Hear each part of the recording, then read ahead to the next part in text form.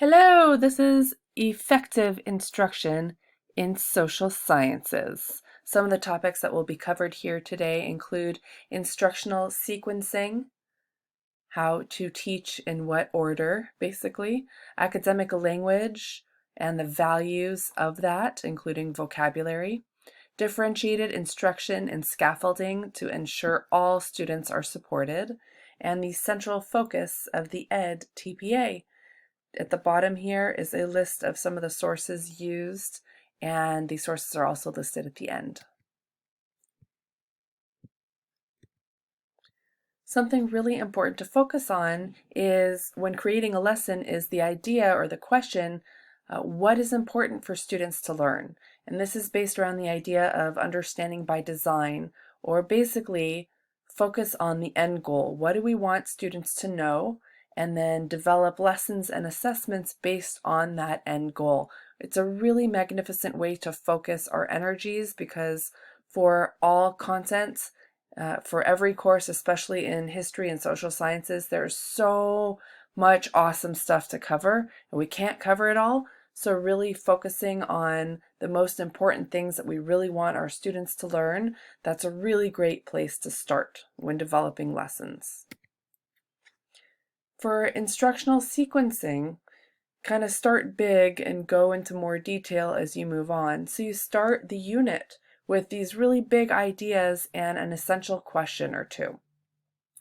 And basically we want to introduce the content and explain to our students why it is important to learn this material. It's not just because history is so awesome and interesting. There's value to it. If we learn from the past, it affects other things that came after, which affects the future, etc., etc., whatever your analysis and reasoning is for the why you are teaching that particular lesson. That's really important.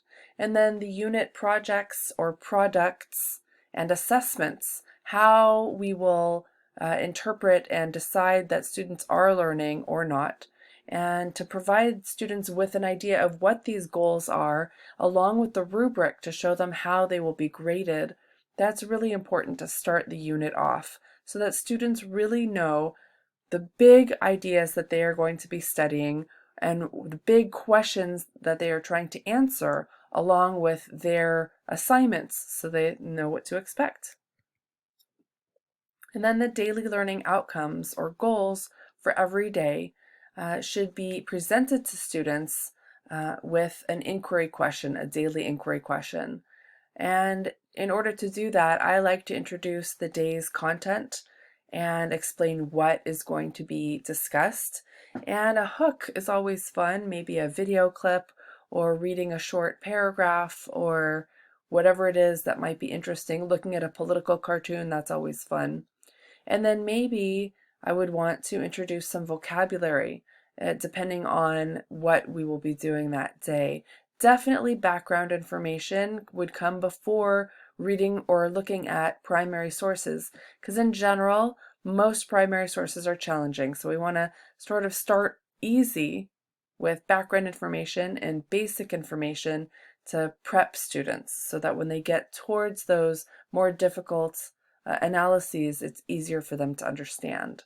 And then if they are going to develop an argument or claim, first they might start with an outline with examples, and then they would move on to the analytical writing. So it's sort of a scaffold. Instructional sequencing, in this case, is discussing how students will learn this information and produce the end results. Along the way, there should be regular, informal, formative assessments to check for learning, check understanding, and that can also help me edit my lessons in the future. If students are not understanding something, I know I can check them and review what is necessary. And then at the end of either the day or the week or the unit or all three, there should be a summative assessment. I like the idea of having one big summative assessment at the end of the unit, and everything that comes prior is not graded, which would mean that students can learn and try and not worry about their grades or about messing up, because they're in the process of learning until they get to that end goal, that end assessment, that end product. And I also think it's really important to allow students time to reflect on their learning, basically some self-assessment there, and how learning will help them in not just the task at hand, but in their bigger school life and in general in their adult life as well. Everything that students learn is helpful for them. They are creating brain crinkles, and it is really healthy to be challenged and to develop mental capacity. So I think allowing students time to reflect is really important there. Along with a discussion on those big questions, the essential questions, I think asking deeper questions is really important. In many history-related classes, I see quote-unquote regular questions, the 5 W's: who, what, where, when, why, and how. And these are all really important questions, but in some ways they are just fact-based. And it's important to ask deeper questions to have students analyze, why is this important? How did the past affect the future? What were the causes or the consequences? And then maybe connecting that topic to the essential ideas of the unit, or connecting the day's history lesson to current events. Definitely considering multiple perspectives or arguments is really important, because students need to understand that if they read a primary source, it might not be accurate, it might be biased, or even a secondary source can be biased. So it's really important to look at and assess multiple ideas and perspectives. And really, I think these deep questions should provoke interest. It should be something that students might even want to consider talking about with their friends. And that's a big task, because nobody wants to ever talk about school stuff outside of school. But I think especially in history and social sciences, there are so many intriguing aspects that really are dramatic and entertaining in a sense. And so if students can become educated about these topics, it could be fun for them in a sense to show off their knowledge with their friends in their futures. Yay, history. In regard to academic language, we have 3 tiers of vocabulary that we can add to most lessons. And tier 1 would be maybe common words, words that can be defined quickly on the go, which is efficient. Examples would be a word like evidence or territories, and these are words that most students probably know, but maybe language learners have trouble with, or maybe lower level learners might not know. And so these are quick words that maybe students have a question about, or maybe you just want to make sure that your students understand. Tier 2 vocabulary words are a little bit more complex, and these change regular vocabulary terms like "that's cool" to more academic language, like "that is very intriguing because." And it is helpful in most or all academic settings. Some words might have more than one meaning. For example, the word execute. That's really important in a history class, because a king might execute someone. At the same time, the word execute also means to complete a task, to execute a task. And so students might know one version of this word, but it might be helpful for them to learn more. Scale is another really good one that has multiple meanings depending on the topic. And then tier 3 vocabulary words are very subject specific to history or social sciences. And so Silk Roads, for example, if you're studying math, you probably don't need to know what the Silk Roads are, or a compass rose, or Buddhism. But if you are studying history or geography, these are probably important vocabulary words. Ways to teach these vocabulary words: there are multiple ways. One is to front load, to teach the vocabulary ahead of the lesson. And sometimes this can be helpful, but students are not going to learn the words unless they see them in context. But front loading to provide synonyms for vocabulary words could be really helpful, so that when they do read the sources, they can refer back to their vocabulary list and understand the content.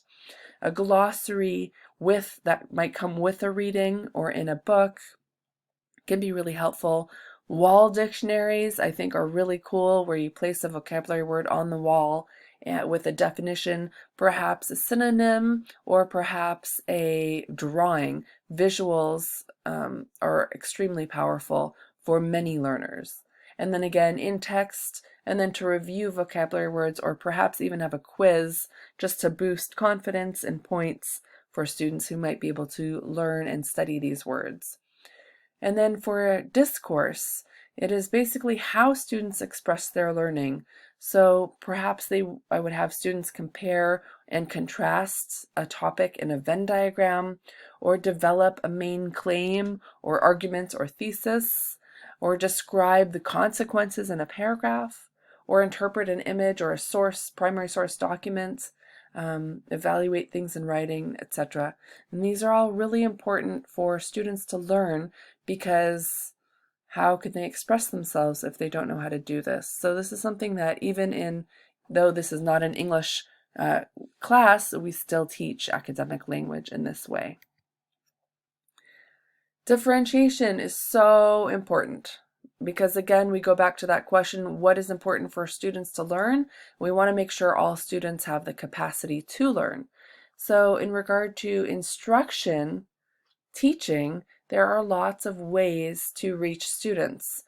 Interestingly, all of these are also learning methods. So reading aloud, a teacher can read aloud, or students can also participate in this.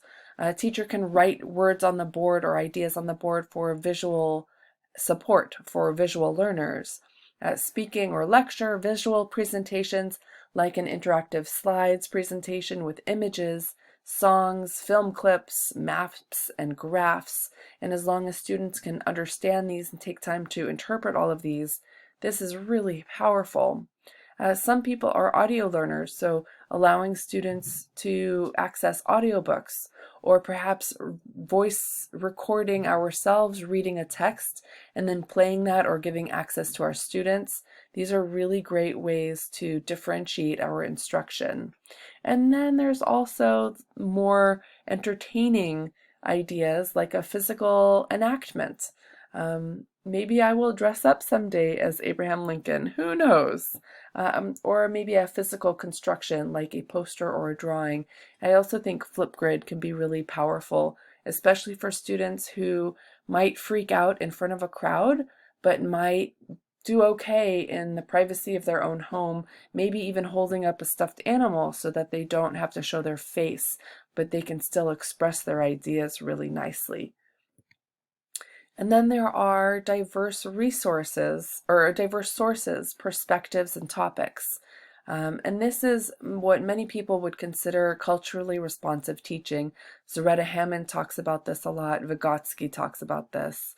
And basically talking about multiple sources with different perspectives. Not always old white men. And when we study history, especially in my day when I was a student, most topics evolved and surrounded old white men. And so allowing students access to women and to minority groups and to LGBTQ sources and sources from other places in multiple perspectives is really, really powerful and can reach students at a higher level, especially those who are not old white men. Yeah. And then it's possible to differentiate in assessments as well. And again, we go back to that idea, what is important? So we can have varied products. So for example, a skit or a rap or a drawing or a poster presentation or a slides presentation, a video, a song, having students write a sentence or an analytical paragraph, or develop a brochure, or create a research paper, and all of these things are really awesome ways for students to learn. But the question might be, what is important for students to learn? If students need to learn how to write an analytical paragraph, then acting out a skit might not be useful. However, if we want students to analyze the causes or consequences of World War I, perhaps a rap would suffice, or a poster presentation could be a great way to show the effects of imperialism in the Congo.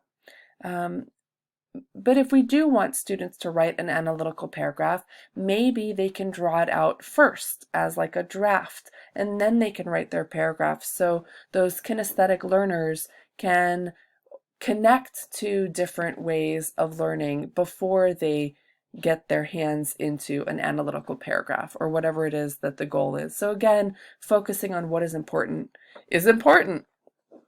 And here's a fun little tweet. There could be also varied complexity and elements in regard to what is expected. So maybe since tweeting is so popular thanks to our chief right now, maybe writing a tweet would be something that we could ask students to do, or a paragraph or an outline. I always like to have my students write an outline before they write essays. Otherwise, I feel like they just kind of throw up their information onto a paper and it makes no sense and it's not organized. So outlines are really great ways to scaffold before developing an essay. And then timing, maybe we give them 1 minute to write an answer in an exit slip, or a 3-minute thesis, or a class period to write an analytical paragraph, or maybe we give them a week to write an essay. And then another way to differentiate in assessments would be either group or individual work. And when we're discussing group work, like this lovely picture shows on the side here, we can have homogeneous groups where people, all students of maybe similar backgrounds are together, or similar education levels or abilities are together, or maybe we want to do heterogeneous groups, mixed groups, so that students who are really good at English can support English language learners. One way that homogeneous groups could be useful is if there is different text complexity and we want students to jigsaw and teach other people. Other ways to differentiate in scaffolds. Options could be or need to be based on the need of individual students. So more or less defined vocabulary words, content chunks, graphic organizers with sentence starters, and then to allow students different note-taking formats, like one of our professors has allowed us to do, Cornell notes or mind maps, annotations, etc. Maybe we give the students the same text, but we ask them to focus on a different reading topic. So if someone is really interested in military history, we read the same text and they focus on the military aspects.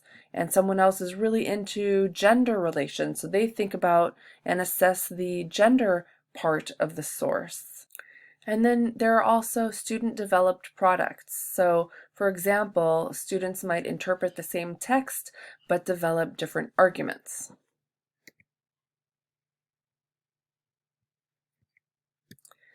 And then lastly, the central focus of the EdTPA is, of course, to support students in learning. And we want students to use facts or evidence and concepts while performing inquiry or interpreting sources or analyzing sources in order to build arguments or conclusions while focusing on historical events or topics, themes, or phenomena. And this is basically the juice, the main part, the meat of history and why, or social sciences, and why we want students to learn our amazing content. And that's it. Thank you.